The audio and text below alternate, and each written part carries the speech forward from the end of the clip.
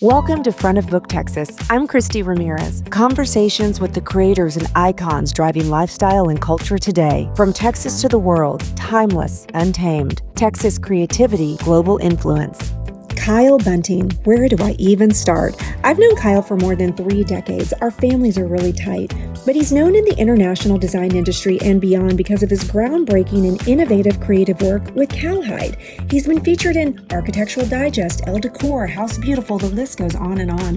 What he started with patterned cowhide rugs more than 20 years ago has evolved into large-scale installations all over the world.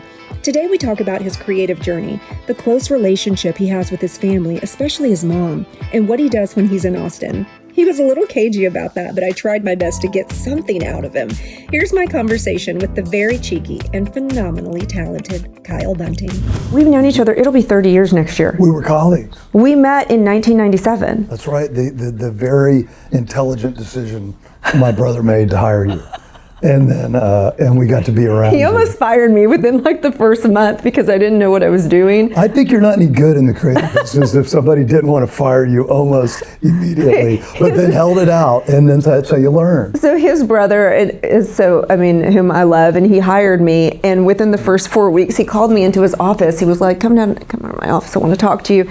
And he was just kind of like, do you want your job? And I was like, yes. And he was like, you're not doing very well. He was like, when I email or when I ask for something, like it needs to be done within a certain amount of time, right? Like if I'm asking you to do this stuff. And so it was the first time that I was like, oh shit, like this is serious. Like somebody has actually called me out on something. And from then on, I became like the most like, I don't know. I was just like very in tune to like everything that your brother needed all the time. Buntings are kind of weird. We're like direct. Yeah. But we don't get direct with you until we really care for you. Oh, yeah. Like we're kind of like avoiding saying something hard until we really like you. Yeah. And then it's like that Steve Jobs quote about like, if you want nice, go sell ice cream. If you want to work here, we're just going to go, hey, can you like snap up because you're talented and like right now you kind of suck. Yeah. I got that. And it's easier to do that and go, let's, come on, man. Yeah. Like you're good at this. But so when you were at Sky TV, so you were a sales guy, but going back to before we met, the whole reason that the main reason that you started this company is because your dad had this machine, right? Your dad had this like cowhide cutting machine. Is that right? No. What? I thought he had a cowhide cutting machine. Wildly untrue. What? A cowhide. I remember downstairs at your brother's house. Somebody else in here to get a check. At 3628, 3428, whatever, Beverly Drive, I remember going downstairs and there was a circular cowhide wall piece of the state of Texas, and every county was a different color of cowhide. Right. And I thought Mark told me that he had a machine. Okay, cowhide cutting machine. Yeah, there was like a machine that cut cowhide, and that you were like, I can do something with this. Okay, tell me what actually happened. It's a well-told story, but it's kind of it's almost like like in those Steven Spielberg movies where people kind of go up in the attic and find something and you blow it. They blow the dust off and the music comes in and the filtered lights in there. It's almost too good to be real. So what happened? It was kind of like that for us. So when I was a kid, my father worked here in Dallas at a sporting goods company. And one of the things they were doing where they were working with hides and cutting up some things to do some stuff. And my father, in his, just humble humility had said, hey, could I have like those scraps of, the leftovers from this stuff? And they're like, yeah, of course you can have that stuff. And my dad went home and started playing around with them, and he started cutting them into the shapes of all the counties in Texas, and he made this silhouette map of the state, and he printed these great business cards. I'll never forget it. It was 1978, and it just said, Jim Bunting, hide artist. And I was like, oh, that's like the coolest thing in the world. My dad and I would go in the late 70s to the Fat Stock Show and Rodeo. Yeah. And we would sell hide art to like ranchers and cowboys and people like that. And randomly, one guy said, hey, could you make a tabletop or like a rug or something? And so we made 2 rugs. And this is literally, almost 50 years ago. Oh my gosh. For one client. And it was like kind of in the old days, he was an energy guy. And we got a telegram. I'm still in Saudi Arabia. I mean, back way before any travel was this easy. And so these rugs laid in our living room for like a month and a half, 2 months before the guy came and got them. Yeah. And I just thought, I remembered them. I thought they were amazing. Lo and behold, fast forward, it was the late 90s, and of course Sky TV got sold. Yeah. And I was renovating the place, and I kind of got the design bug, and I had bought a custom carpet from Christopher Farr, who's a carpet maker in London. He's become a good friend. And I went through the process of designing and creating my own carpet, and I thought this is kind of cool. Yeah.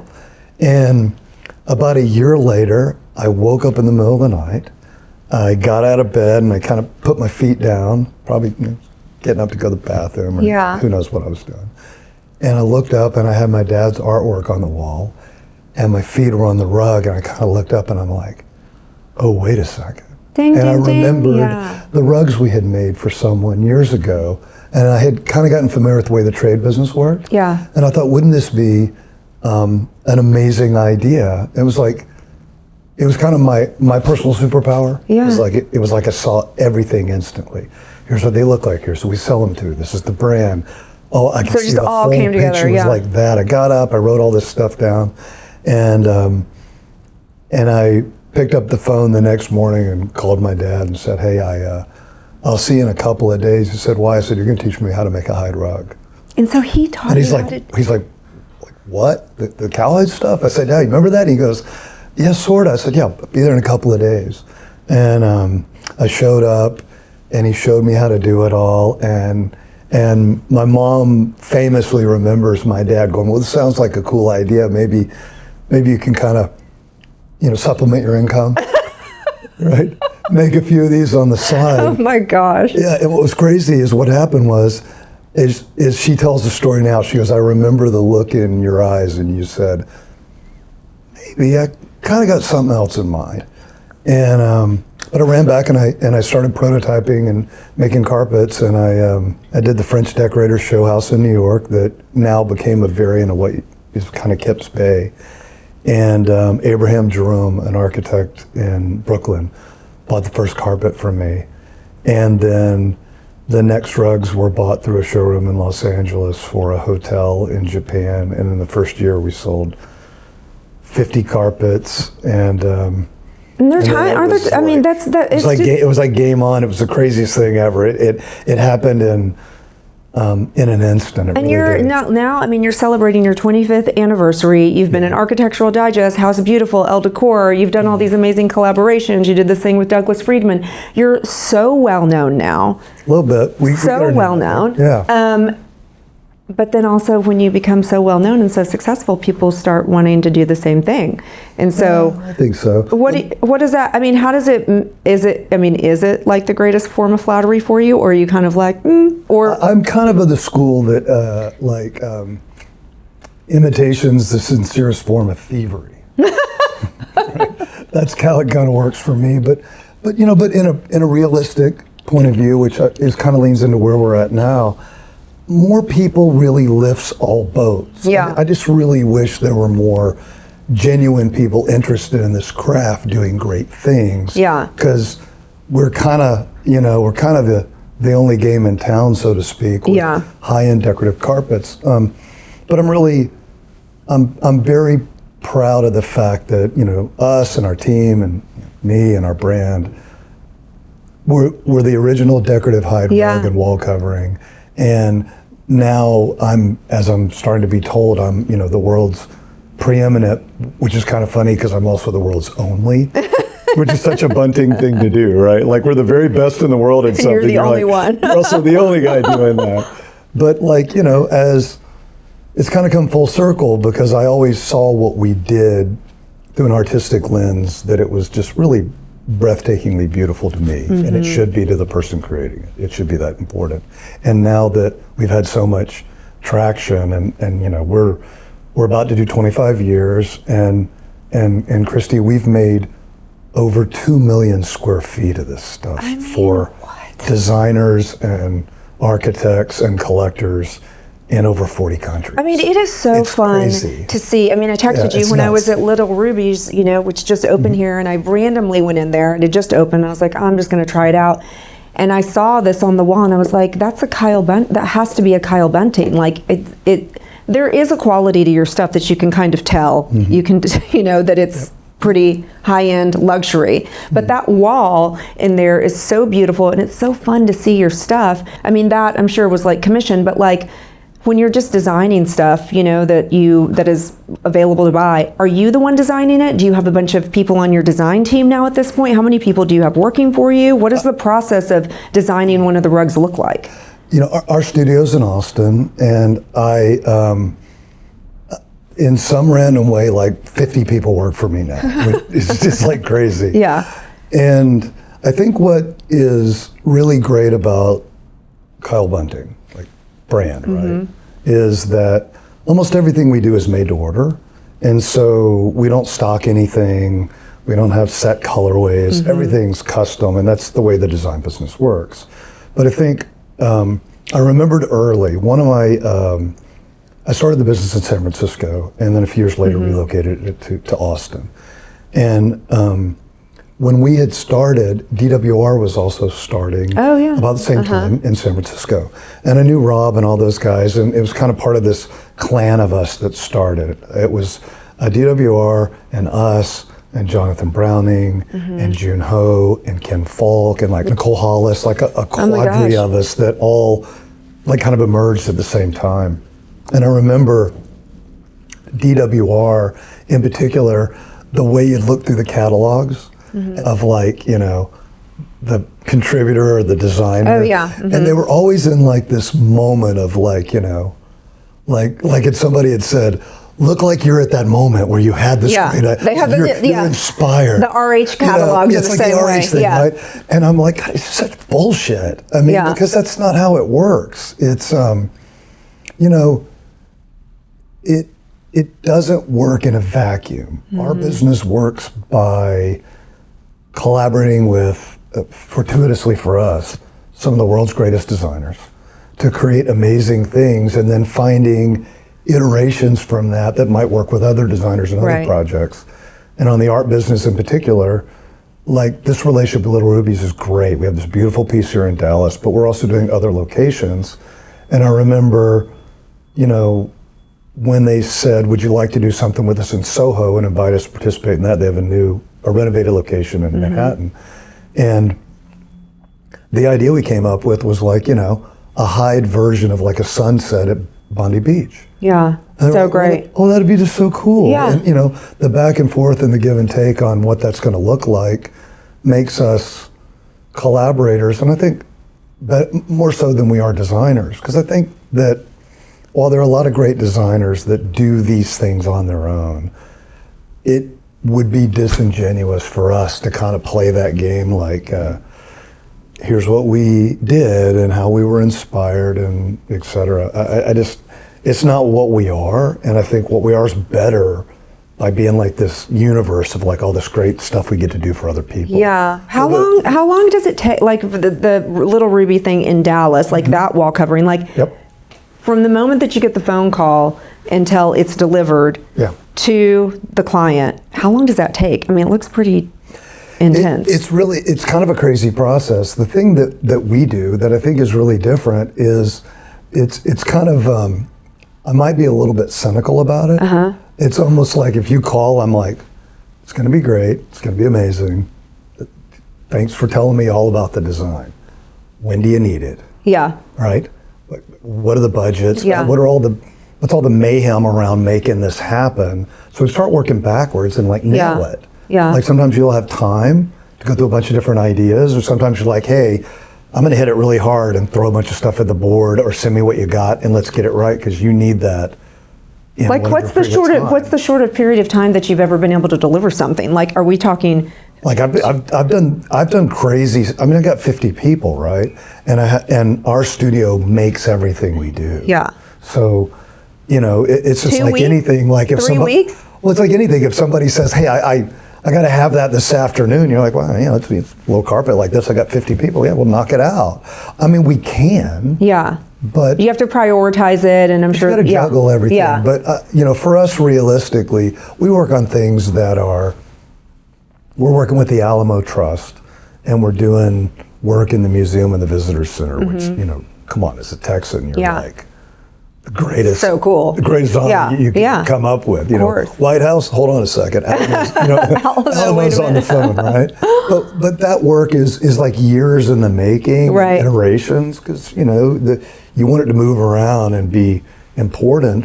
Where other work just, I think the answer is we can do anything. It's just really based upon what the client's trying to do and what we're all trying to accomplish together. And I think that makes us different. How much does one cost? Just tell me. How much does like an 8x10 rug cost? If I'm calling you and I'm like, I want a custom rug, 8x10, simple design. Well, I think the price is not the answer. The answer is there's a certain range of square footage.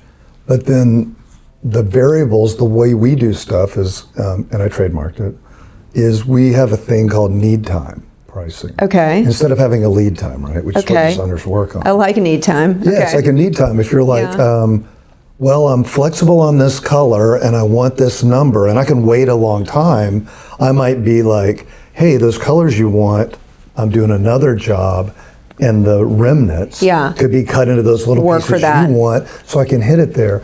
But generally what we do is usually for retail clients, our carpets are anywhere from 150 to 200 a square foot. Oh my God.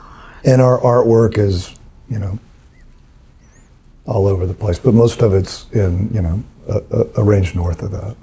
The artwork you're doing, it feels like you're doing more of that than you ever have done, right? Like the wall coverings. Do you feel like that's the thing that you're getting hit up for most whenever it comes to like hospitality, like commercial clients?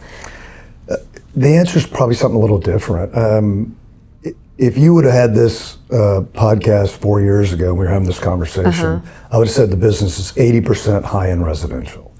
Now it's 50% high-end residential, and it's 50% out of home, retail, hospitality, workplace, a variety of interesting things.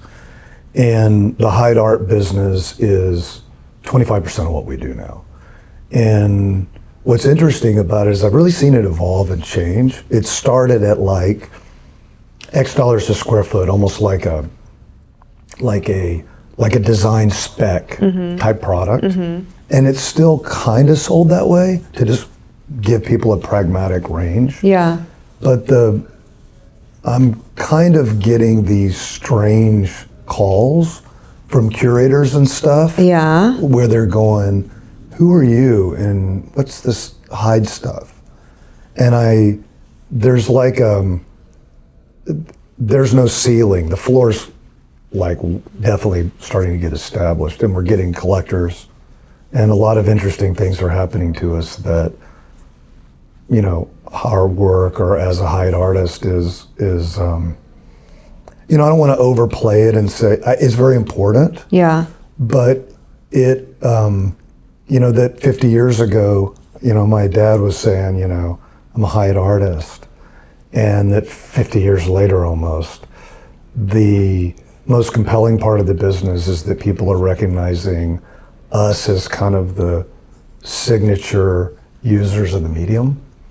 Yeah. And I said like Schnabel and plates, it's kind of like that. And they go, a little. Kind of, yeah. Like, what if some kid's going, I want to work with Hyde, and he's studying textile arts and at SCAD 2 years from now. Oh my God. Have you ever done anything like that? Have you gone back to like design classes and stuff and lecture? I've done a lot of it, and it's always great because, half of them are like, who are you? And the other half studied up and have 1,000 questions. But our whole thing is like, it's crazy, Christy. There was no plan. It was just passionate mayhem and like the advocacy of what our clients are doing. I think a lot of people in this business, when they look at it from the outside, they look at it as a product company. Like, hey, what are your designs and what do you sell? And you have rugs and you have walls. And for us, we're much more about we're a design and service company that happens to be in the service of helping designers who we believe fundamentally are artists be the very best they can be. And the deeper that relationship is and the more opportunity we have, the better we can do for them. Because I think what they do is really hard. I just want to help them. Do you feel like you're an artist? I'm a lot of things. Lunatic, madman, but I think single. But I think I'm more curator and packager and entrepreneur and marketer and artist. Like I'm kind of in a weird package where I can kind of do all of it well enough to pull it together, but not any of it well enough to do it alone. Okay, yeah, you kind of need the collaboration part of it to make it work. Yeah, I see it from, again, like I said earlier, I think my superpower is kind of seeing something from a lot of angles and figuring out a way to make the most of it. And that is, that's kind of useful. Where does the cowhide come from? Do you source it from like one particular place or one particular country? Is it Texas cow? I'm just curious if it's like from Texas. It's kind of the coolest thing. This is, like that, cue the world's smallest violin, the old like yes. Pour you, yes. Right? The leather's French. It's mostly Normand. Okay. So there's a fair amount of France required to make sure that my raw material partners are right, and then I tan everything. I tan it all in northern Italy, kind of. You're so fancy, but this is what warrants the price, right? Like it's such a luxury, beautiful product. Is there something that's different about hide that's being, I don't know, what do you say, grown? I don't know, like raised in Europe as opposed to like Texas? It's just different. It's kind of interesting. Look, first off, this is a byproduct. And what's kind of cool about leather is it's like the first, interior design accessory, right? They were kind of going, hey, that thing will keep you warm. Yeah, right. Oh my gosh, It's like the first carpet, like throw on the floor and we'll walk around on it. But, for us, 5% of actually, the beast and its utility, it's all a food product, is in other things, leather being one of it. I mean, it's like a castaway. So we're like a perfect sustainable resource. And so between getting it in France, we tan it in northern Italy, which is tough. Like the joke is like, oh, is Cullen Milan? Is he staying in Florence, or is he slumming it in Venice? I mean, it's kind of. How often do you have to? It's kind of amazing. Yeah, it is kind of amazing. It's kind of amazing. Wait, how often do you have to go over there? Are you over there multiple times a year? Just the right amount. Like, what does that mean? 4 times a year, 5 times a year, 6 times a year? It fluctuates, but.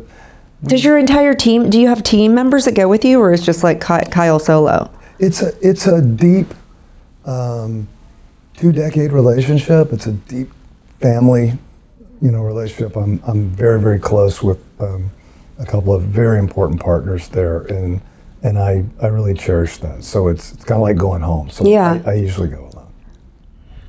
Yeah, it's kind of cool. Unless maybe you meet somebody that you want to take with you. I've done that too. That's kind of a good thing about, Friends of Kyle. You get to check out Italy. It's pretty sweet. I want to go on a trip like that. That sounds fun. It's kind of amazing. It really is. Tell me about the collab that you did with Peggy Bunting with your mommy. My favorite thing I ever did. Tell me why, and tell us about it. I mean, I know a little bit about it, but tell me about it. How did it happen? So, my mom and dad are kind of amazing. Like my brother and I are often like we won the lottery. Yeah. Like the sweetest, best. We were very, very fortunate. It was like Gentleman Jim and St. Peggy. I mean, just these amazing people. And we lost my dad 5 years ago, and it wasn't like an overly played like, wow, we need to heal and do something together. We're just kind of not like that. But it was probably about 6 months after this, and I had noticed we kind of had a hole in the line. I wanted something like a sense of like an Americana. And I leaned into quilting, and I was like, hey, what do you think about you and me kind of doing something? And I was like, that sounds great. So fun. And my parents were married for over 60 years, and my mother had never left the United States. And so we jumped on a plane and took her to France. No way! And we ran around, and we did the coolest stuff. And was it just you two? Yeah, it was just her and I, and we were there for about a week and a half. And Mont Saint Michel in Paris, and Tim Corrigan, who I have a collection with, which is another story another time. Tim has a chateau.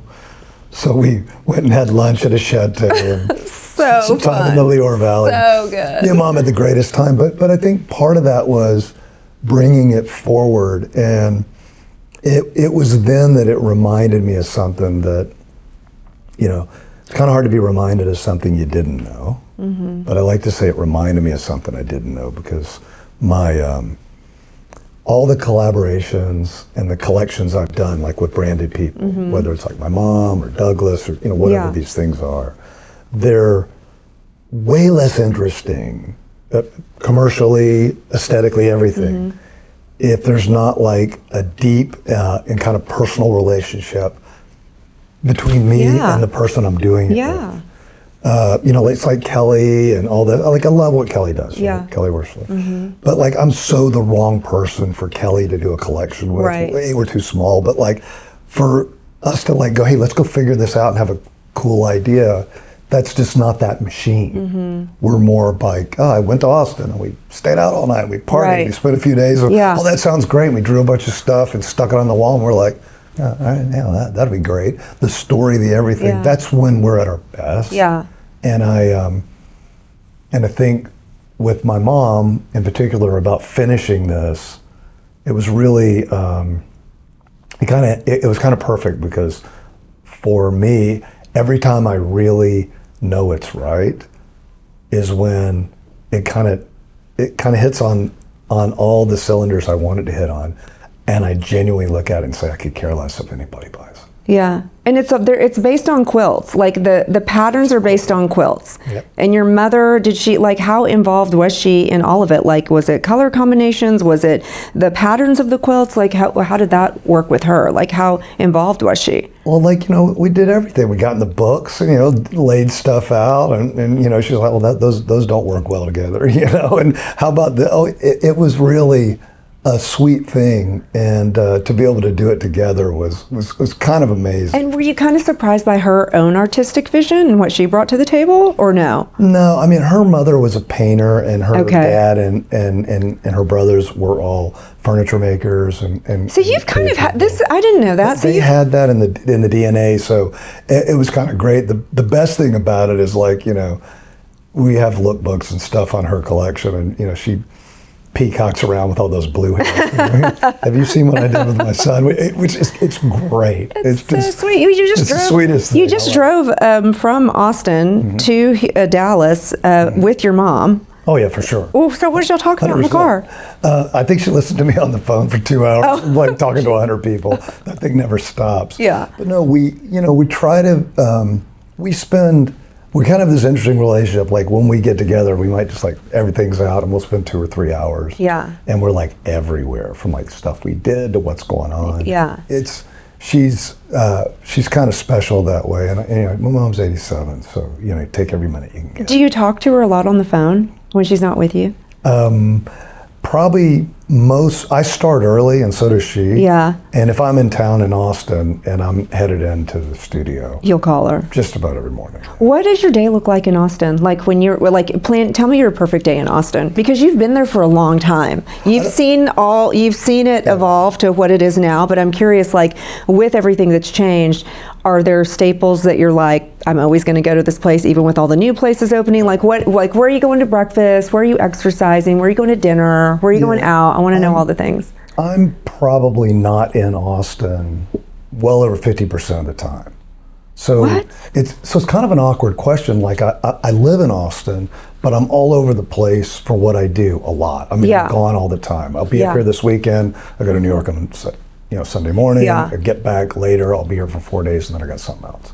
So I'm gone a lot. So when I'm in Austin, it's a little bit of a recharge to me. Yeah. And like, getting out is almost kind of like the last thing on my schedule. Yeah. I'm catching up and I'm doing stuff. But when I'm in town, I'm like, I get up really early. Like what? I like to work out early. Like how early? Like 5? Like, yeah, maybe even earlier. Oh my and then gosh. I'll work out. Okay. There's a reasonable team of of first shift people there and functional by 6:30, 6:45.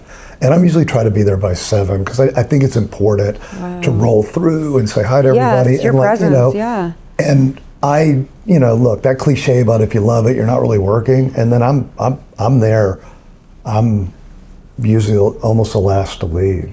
So if I'm in town, I'm there a long time, and I think that's important leadership for those people that do really, really difficult things and put their heart and soul into this stuff for us. I ought to be around. We have designers or people. We have people come all the time and tour the studio. Call it our backstage pass. KB's backstage pass. And people come in and they have a pass and like a lanyard. Oh, it's a real thing. It's a real thing. It's great. Oh, it's a physical thing. That's it's cool. awesome. And they come in and they take a tour, and usually then we'll take them out and get them smashed and But okay, well, if you take them out, where are you going? Like Austin's an easy place to go out to. Like if you come from out of town, people want to go get barbecue or Tex-Mex, the usual Texas stuff. But take them out for live music and run around, and we're partners with Tecovas, and we do artwork in most of their locations. And so we like take our customers over there and show them the work. Yeah. We buy them cowboy boots and just do fun stuff and make it a kick. Those guys in the studio are the heart and soul of like they're the meek that inherit my earth. I just would die for them. And I think it's just a great experience because to see what they're doing and touch the product and be around it, because it's kind of amazing, right? You create something and then you're seeing all these other people experience being able to see it. And when I stay late, I kind of get to see all the work laid out. Yeah. And open the windows and the doors to get the light in the right way. Kill the fluorescence and all the overhead that people need to work in. And it's almost a daily reminder of like, it's really and your name's really on it. good. It's your name. And my name's on it, but my name is the combination of like the input of tens of thousands of people. And I'm I pray weekly, continue to give me the strength to like steward this amazing blessing, because it's a killer gig. What do you think? What do you want it to look like in 10 years? Like, what do you want your life and the business to look like in 10 years? If you could lay it out. Christy, I think I think a lot of entrepreneurs are never satisfied, but I think they all have a vision of like what its ultimate expression looks like. If you're a musician and you're like, hey, I'll have a Grammy, I'll have a big catalog, I'm touring, I'm old and I'm in Vegas, whatever their vision is of the picture. I think everybody has a vision of like what it looks like, what that legacy feels like. And I've still got some creative outlets to tap, like some product I want to develop and things. But it's more operationally honest. So does it mean like more people? I don't think it's more people as much as it is assuring it's the right people. And for us, at least, and I've kind of said it before, but this is a golden age. We're kind of booming. We're doing amazing work for a lot of people. And, not to go there, but I think AI is going to be unbelievable.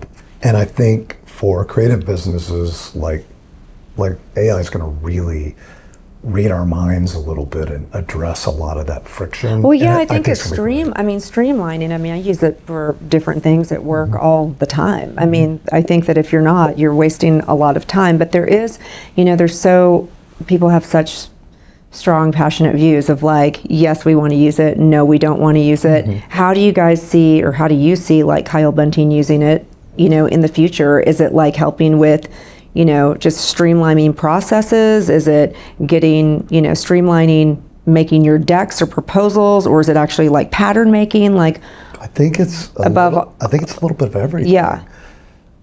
We're kind of in an interesting spot, which is, I always think is a great question for us. We have about 40 terabytes of photography. I don't even know what a terabyte is. It's a lot. It's bigger than a gigabyte. Yeah, it's bigger than a bigger and a bigger, right? The point is we shoot everything we've ever made. And so there's this massive database of images, and like that, and the interior portrait, the interior shots that have been done by designers, and ads and everything, like that creative asset management database is like crazy. Yeah. And managing that is like nuts.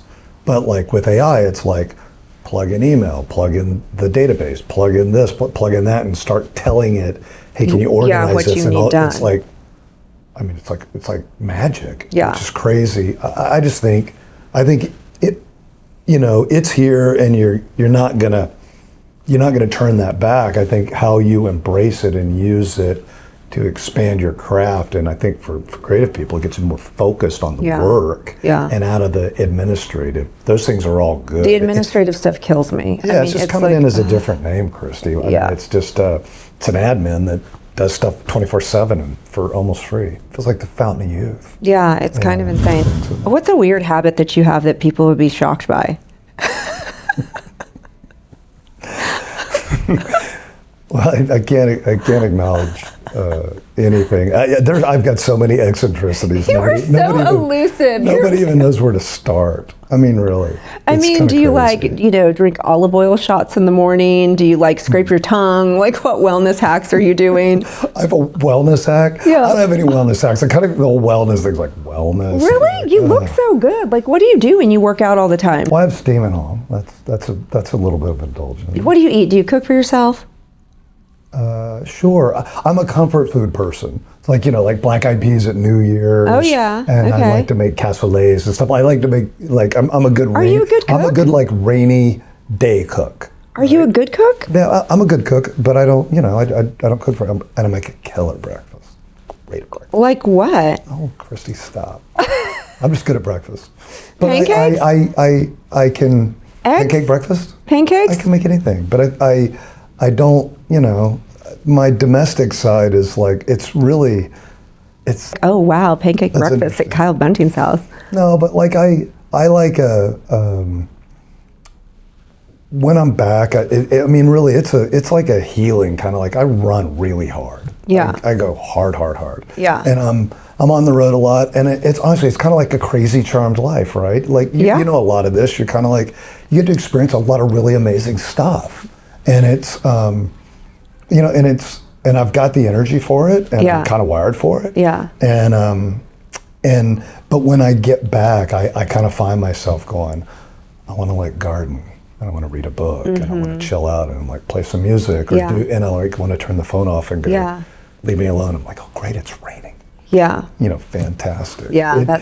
It's not being elusive, but it's probably just being elusive of what might appear to be a boring answer, but it's true. I'm a little bit of a homebody when I'm back at Well, Austin. that's understandable. Yeah. Wait, can you I really do want to know this. It's like the high-low. It's crazy on the road and really interesting and dynamic and and then you're just and then when I get back home, I'm I need to work and kind of reconnect with people. No, I totally get and that. Get a little bit more grounded. What's your favorite hotel in the world? Do you have a favorite hotel? Because you've traveled so much. Is there one place that you've been to that you're oh my gosh? Yeah, there's a Belmont property, Villa San Michele, outside Florence, that is the greatest place. What's so great about it? Is it just the interior? Or? Well, it's kind of crazy. You go in there and it's like Italy, right? You're casually checking into stuff, and they're oh, the frescoes, it's a Michelangelo. You're oh, the frescoes in the front of this whole building. No big deal. Michelangelo. And then, 2 days later, you're asking somebody a question by the pool, and they're oh, the hillside over here, this is where Leonardo, that's the flying machine. And I'm